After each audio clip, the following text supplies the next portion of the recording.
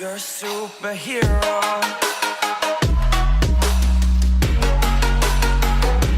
Yo, what up peeps? I got you guys today a video on how to bench press. Let's start right off with grip width. For grip width, I like to go outside shoulder width, ring finger on the non-grip part of the bar there. I like to go for a wider grip because I have long ass arms, so this shortens my range of motion by just a little bit, gives me a little bit more drive and power. Next, let's talk about upper back. I like to keep my shoulder blades nice and pinched, very tight upper back.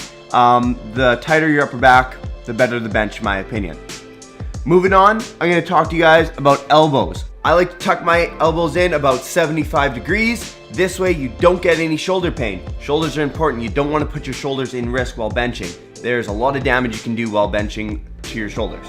Next, let's move on to wrists. Make sure your wrists are nice and straight. If you bend your wrist back, you're going to lose a lot of power. The straighter your wrist, the more power you'll get because your forearm will be nice in line with your with the bar. So what I like to use is I like to use straps for my wrists. I broke my wrists while snowboarding once, so I have very weak wrists. This helps me make sure my wrists stay nice and straight.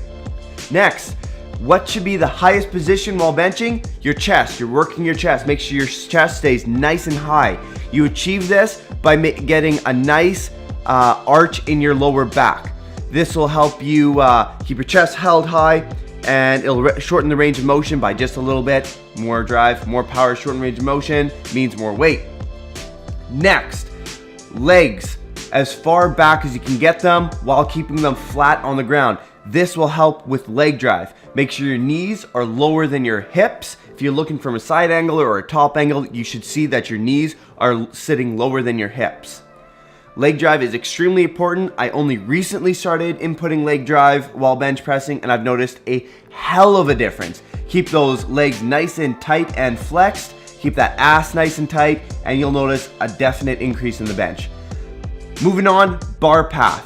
Now, when you're benching, a lot of people believe that the bar path needs to be straight up and down. That's wrong. You need to actually arch the bar path. It should come from your chin to your sternum, from your sternum to your chin, and so forth and whatnot, because this will help you with a increase in bench.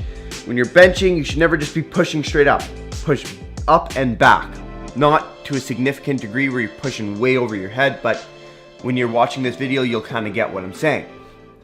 Moving on to the last part is no bouncing, guys. Don't let that bar bounce up and off of your chest. Instead, keep the bar as controlled as possible. When it hits the bottom of your chest, pause for maybe a brief millisecond and then bring it back up.